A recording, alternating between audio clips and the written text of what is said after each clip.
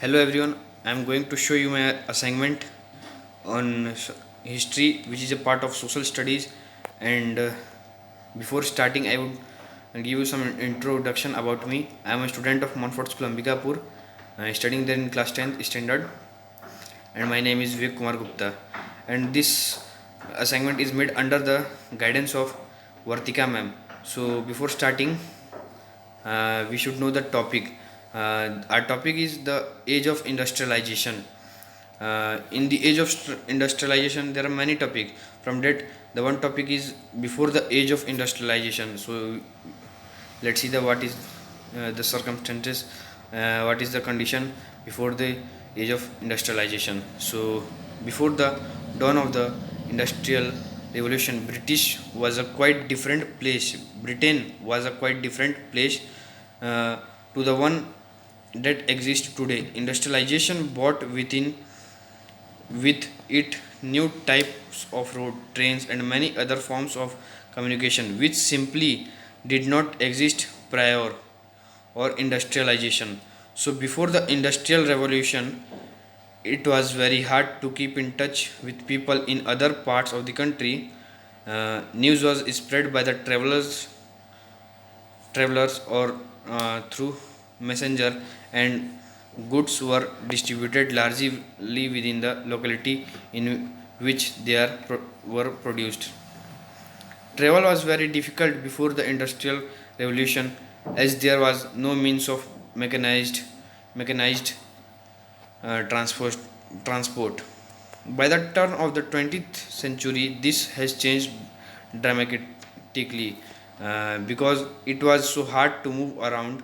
And remember, there were no cars, aeroplanes, and even tarmac roads, means plain roads.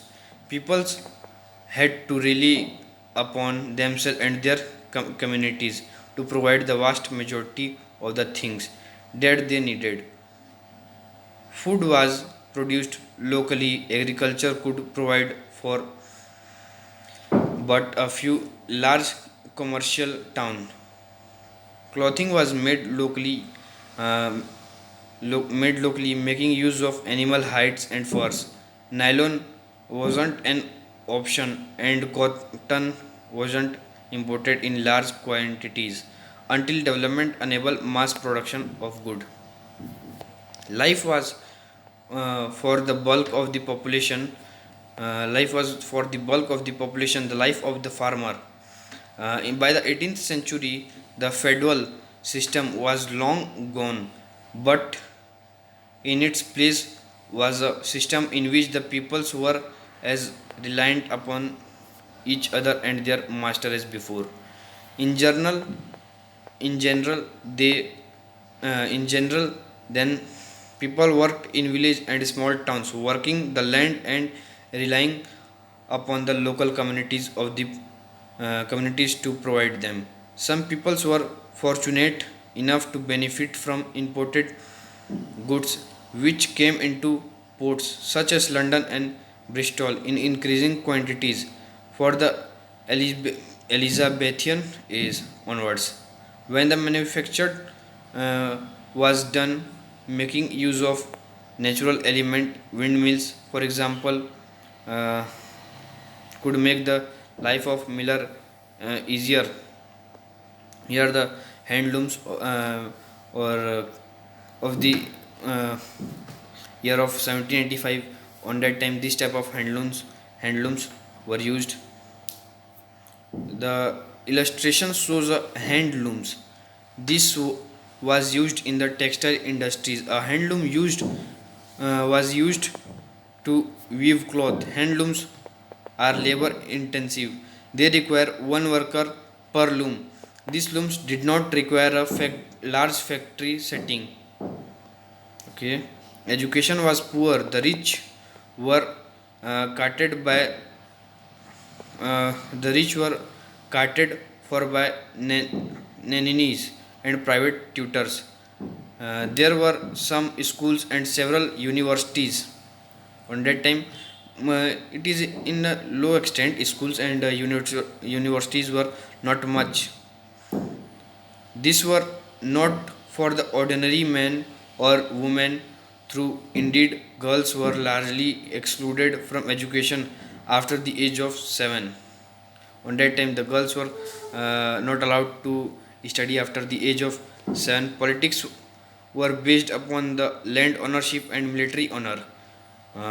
One with women and ordinary men gives few rights. Life as a result was constant. Battle against famine, weak landlords, overworks, and sheer bad luck. Industrialization would change only some of these worries. Uh, Poverty was a problem before the Industrial Revolution. Many jobs in agriculture uh, are seasonally. This means that they were only available in at certain times of the year. Likewise, the merchants in town often found that they had busy period and quiet period. In both cases, this led to people having work that was not granted for longer term. A system to help the poor has been introduced towards the end of the Elizabeth uh, in Rhine. The Elizabethan poor law has been amended in the following year. Uh, it still governed much of practice through the poor work were looked after by individual parishes. So the next topic is, why did merchants turn to countryside rather than setting up business in town? First reason is, merchants supplied money to peasant and artisan, persuading them to produce for an international market. Second reason was, demanding for goods increased since the European power has acquired colonies and sold their goods in these countries. Third was, uh, but merchants could not expand production within town because the urban craft and trades uh, guild were very powerful. Okay. Fourth reason, rulers granted different guilds and monopoly rights to produce and trade in specific products. It was therefore difficult for new merchants to set up business in town, so they turned to countryside. Okay, a relationship developed between the town and the countryside.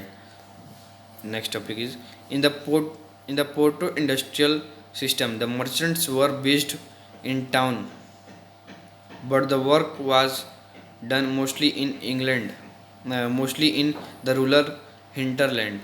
A merchant clothier in England purchased wool from the stapler and carried it to the spinners. The yarn that was spun was taken in subsequent stages of production to weavers, fullers, and then to the dyers. The finishing was done in the cities of London uh, before the export merchants sold the cloth in the industrial market.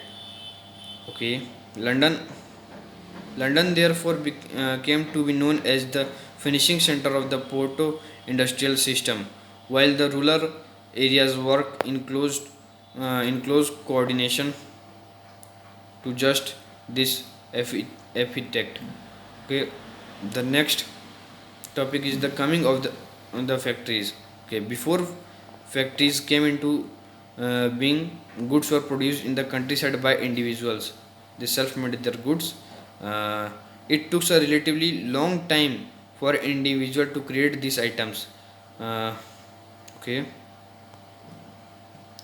since many people were involved in the production process, supervision were also very difficult. Okay, then came the factories, which changed the entire process of manufacturing. The first factories was set up in England in the 1730s. The number of factories increased further in the 18th centuries. As factories came up, goods were produced in large quantities and sold to the public. Cotton textile was the first industry. Uh, there were many new changes introduced in the production of cotton textile. This invention increased the quality and output of the worker. This led to an uh, increase in the import of cotton in England. The first cotton mill was Richard, established by Richard Arkwright.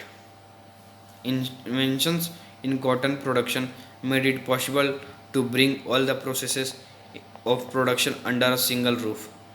The factories soon became an important part of the English land. This made possible more careful supervision of the production process. The British focused on setting up mills and workshops. At last topic is the pace of industrialization. Coming up of factories changed England to a large extent. People were so impressed by the machines and technologies that they almost forgot about workshop. But this does not mean that industrialization replaced traditional method of production completely. Let us see how fast the growth of industrialization was took place. Change in cotton and iron industries. Cotton and metals were the most important industries at that time. Till the 1840s, cotton was the leading sector. After the iron, after that, iron and steel became the leading industry. Okay, the expansion of railways in England increased the demand for iron and steel. Steel. Growth of traditional industries took place. So new industries could not easily replace traditional industries. Less than 20% of the total worker were employed in advanced industries. The rest of the production was going on in the countryside only. Many small innovation in industries help in the growth of many non-mechanized sectors. Some non-mechanized sectors were food processing, buildings, glasswork, poetry, etc. In these sectors, machines like refrigerator, tools, drilling machines have helped adopt acceptance, acceptance of new technology. The new technological changes were not very fast. The new machines were very expensive. Okay, the machines often broke down and repair was costly. Uh, they were not as effective as their inventors and manufacturer claimed. Let's look at an example of steam engine to understand this. Thomas Newcomen produced a steam engine. Later, James Watt improved it and got a patent in 1781. James Watt friends Matthew Boulton made the new model of the steam engine, but he failed to find buyers for it. Uh, in the 19th centuries, there were only 321 steam engines all over the England. Cotton industries have 1880 steam engines, wool industries have 9, mining and iron workers have 232. This shows that new technology was very slow to be accepted by industrialists. Okay, then thank you, friends.